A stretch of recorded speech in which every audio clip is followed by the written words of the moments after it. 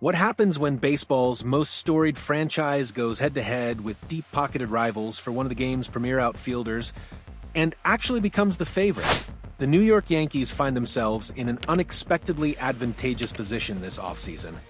And the buzz circulating through MLB front offices suggests the Bronx might just be Kyle Tucker's next destination. In a league where money talks and championships whisper promises, 16 MLB executives have spoken, and 6 of them believe Tucker will be donning pinstripes come opening day 2026. This isn't just speculation from armchair analysts or wishful thinking from Yankees universe. These are the power brokers, the decision-makers, the executives who understand the intricate dance of contract negotiations, competitive balance, tax implications, and organizational philosophy. And their collective wisdom points toward one conclusion: the Yankees are positioned to win the Kyle Tucker sweepstakes. Let's establish the landscape. The Yankees enter this offseason with Trent Grisham secured on a 1-year deal, a solid defensive option, but hardly the offensive catalyst a championship-caliber lineup demands. Cody Bellinger remains in free agency limbo, his future uncertain, leaving a gaping void in the outfield configuration that general manager Brian Cashman must address. This isn't a luxury pursuit. This is necessity dressed in opportunity. Tucker represents more than just another name on the free agent board. Despite what some might consider a down year in 2025, posting 22 home runs with an .841 OPS for the Chicago Cubs, he remains one of baseball's most complete outfielders. The numbers don't lie. This is a player who combines elite plate discipline, legitimate power, and defensive versatility. In an era where true five-tool players are increasingly rare, Tucker checks nearly every box. The Yankees need exactly what Tucker provides: consistent production, championship pedigree, and the ability to anchor an outfield for years to come. Make no mistake, this won't be a coronation. The Los Angeles Dodgers, fresh off another championship run and seemingly immune to financial constraints, garnered for executive votes.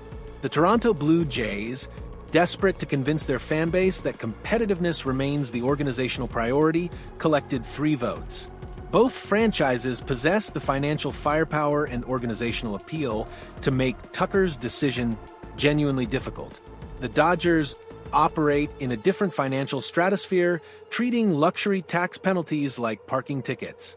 They've constructed a roster that reads like an all-star game lineup card, and adding Tucker would simply be another Tuesday in Chavez Ravine.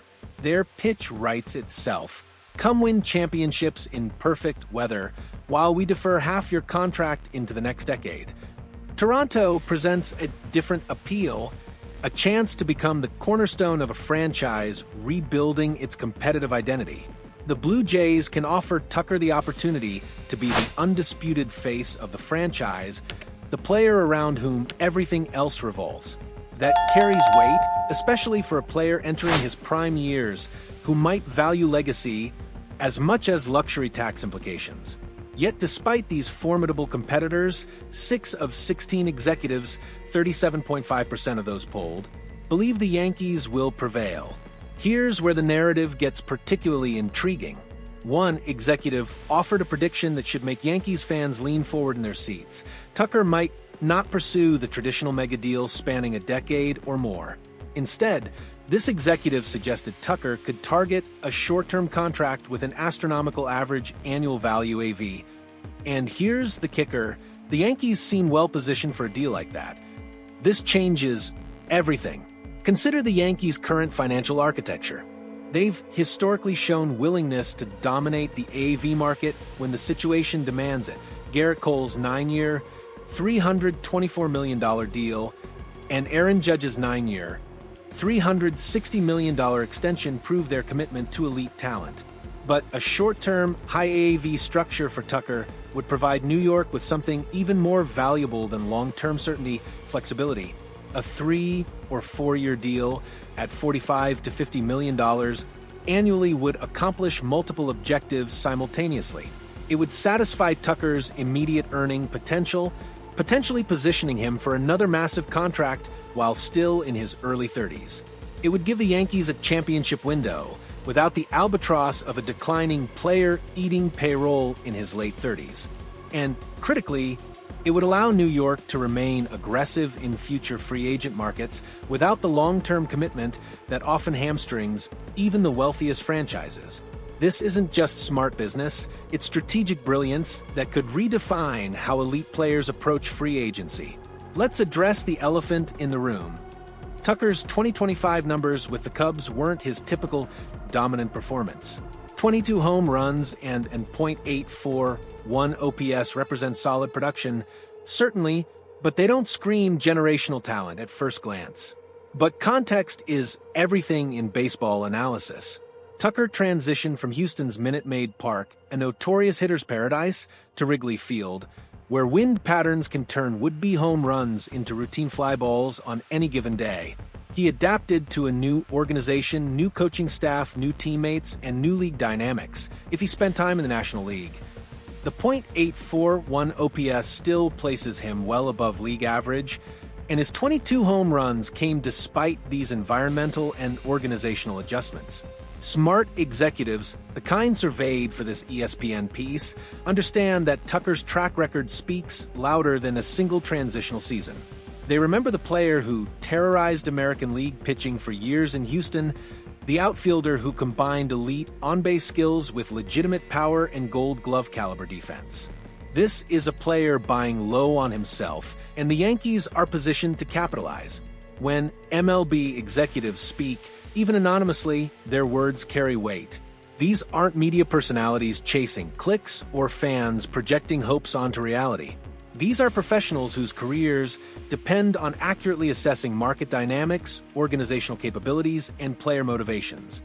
The fact that 37.5% of surveyed executives believe the Yankees will land Tucker, more than double the Dodgers' vote total and triple the Blue Jays', reveals something significant about how the industry views this pursuit. They see New York's combination of financial resources, championship infrastructure, market appeal, and organizational stability as the winning formula. One executive's quote captures the sentiment perfectly.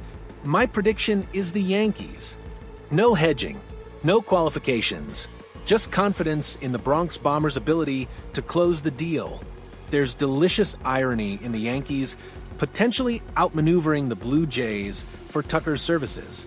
Toronto has been aggressively linked to Tucker throughout the offseason, with Canadian media breathlessly reporting every rumored connection. The Blue Jays desperately need a franchise-altering move to convince their fan base that competitiveness remains achievable. For the Yankees to swoop in and sign Tucker away from their AL East rivals would accomplish two objectives simultaneously: strengthening their own roster while weakening a division competitor's morale and momentum. Division titles aren't won in December, but they're certainly influenced by off-season maneuvering. If the Yankees land Tucker while Toronto watches helplessly, it sends a message that reverberates through the AL East. The Bronx remains baseball's ultimate destination for elite talent. Let's project forward. Imagine Tucker patrolling Yankee Stadium's outfield, his left-handed swing perfectly suited to the short porch in right field. Picture him slotting into the middle of a lineup featuring Aaron Judge and Juan Soto, if they retain him, creating a murderer's row that opposing pitchers dread facing. Tucker's skill set complements the Yankees' existing strengths beautifully. His patience at the plate and ability to work counts would fit seamlessly into New York's offensive philosophy. His defensive versatility allows manager Aaron Boone flexibility in constructing optimal defensive alignments. His postseason experience, gained during Houston's championship runs, brings invaluable October expertise to a franchise desperate to end its championship drought. This isn't just about filling an outfield vacancy. This is about constructing a championship-caliber roster capable of ending New York's World Series drought that now stretches back to 2009. As MLB's hot stove season intensifies, the Kyle Tucker sweepstakes represents one of the offseason's most compelling storylines. The Dodgers will make their pitch. The Blue Jays will open their checkbooks. Other mystery teams will inevitably emerge from the shadows with competitive offers. But if 16 MLB executives know something the rest of us are just beginning to understand, it's this: the New York Yankees possess the perfect combination of need, resources, and organizational appeal to land Kyle Tucker. 6 executives believe it. The Yankees' front office is positioned for it. The roster construction demands it. Now comes the execution. The Bronx awaits its next outfield star. And if baseball's power brokers are correct, Kyle Tucker is about to discover why playing in pinstripes remains the ultimate destination for elite talent. The Yankees didn't become baseball's most storied franchise by accident. They built that reputation by consistently landing the game's biggest stars when championships hung in the balance. This offseason might just add another chapter to that legacy. What do you think? Will the Yankees actually land Kyle Tucker, or will the Dodgers' endless resources or Toronto's desperation change the equation? Drop your predictions in the comments below, and smash that like button if you're ready to see Tucker terrorizing AL East pitching in pinstripes.